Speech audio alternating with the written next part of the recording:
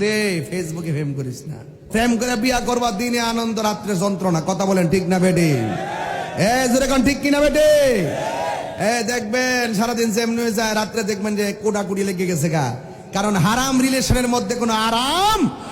ওই দেখ ফুলামান কেমন আসে, আসস আসো মা বাপরে না জানায়া, মা বাপরে না জানায়া যায়া ওই প্রেম করে মোবাইলের মাধ্যমে যায়া বিয়ে শাদী করবা, ভাগ্যা লয়ে যাইবা গা। কই দিন খাওয়াইব? বাফে দিনে দমক দিলে রাত্রেবেলা মা চুরি করে রান্না করে খাওয়াইলা। আরেকবারের বাইজ্ঞা ফলে থাকলে একদিন দুদিন তিন দিন 4 দিনের মাথায় জাড়াটা বাইরে বাধ্য হইব। কথা কোন ঠিক না বেটে? হারামের মধ্যে কোনো আরাম। এন্ডা থেকে ফুরসত না, বিয়ার লেগে পাগল হয়েছে গা। ইয়া যে কত মজা, হ্যাঁ কইরা দেখ।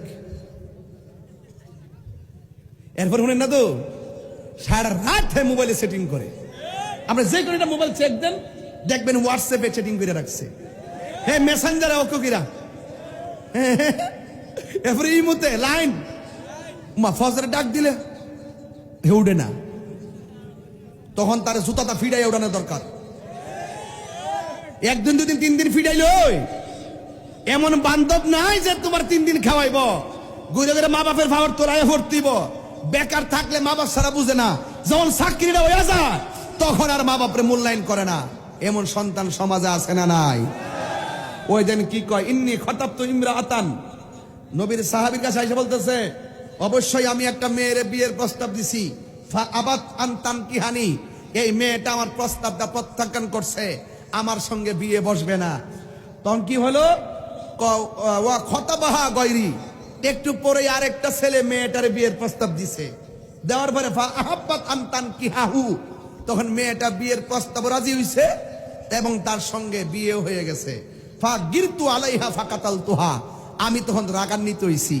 রাগান্বিত হয়ে কি করছি, ফা কাতালতুহা, আমি মেয়েটারে মাইরে ফেলাইছি, হত্যা করে ফেলাইছি। আমার দেশে দেখবেন কিছু কিছু মানুষ আছে, মেয়ে যদি রাজি না হয় কয়েকটা বন্ধু বান্ধব মিললা তারে মাইরা ফেলা। মারে কি মারে না? আরে বাবা কানে ধর, কানে ধর। এই যুবক না ধরিস না, মুরব্বীরে সাইরে এসে তোমরা দেখতেছে, তোমরা যে শাসন করতেছি, হ্যাঁ আবার এসিড মারে, আবার মুখে মারে। বাইরে একটা কথা কয়ে দিয়ে বাজান, জীবনে যাই করেন না করেন মানুষ হত্যা করেন না। একটা মানুষ হত্যা করা মানে পৃথিবীর মানুষগুলোর হত্যা করে দেওয়া। এই হত্যা কোনোদিন করবেন না। আপনি একটা মেয়ের বিয়ের প্রস্তাব দিচ্ছেন, মেয়ে যদি বিয়েতে না রাজি না হয়, আরেক জায়গায় যদি মেয়েটার বিয়ে হয়েও যায়, তাহলে মনে করবেন যে আপনার কপালে মেয়েটা আল্লাহ লিখে রাখে নাই। কথা কোন ঠিক কিনা? আবার কিছু দেখবেন মেয়ের মাও রাজি না, বাপও রাজি না, ছেলের মাও রাজি না, বাপেও রাজি না। লাস্টে দুইটা সিদ্ধান্ত নে, তোমার বাপ যেহেতু রাজি না, আমারও বাপে যেহেতু রাজি না, এ জন্মে তোমাকে না পাই, পর জন্মে যেন পাই। কি করতে হবে? কয়েকটা রশি লও, লইয়া এই মাথায় তুমি বান্ধো আর ওই মাথায় আমি বান্ধি।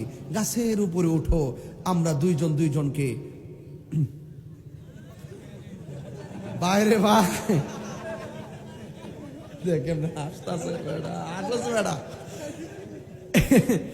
কি খারাপ লাগতেছে? এটা কিন্তু অহরহ চলতেছে। কথা কোন ঠিক না বেটি?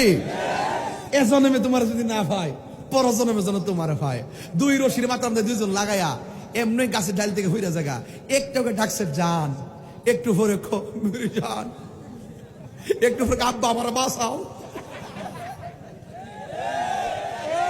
কথা কোন ঠিক না বেটে? এই দুই রশির মধ্যে লাগা মানে হলো শয়তান জিতে গেছে, তুমি হেরে গেছো। রাসূল বলছেন,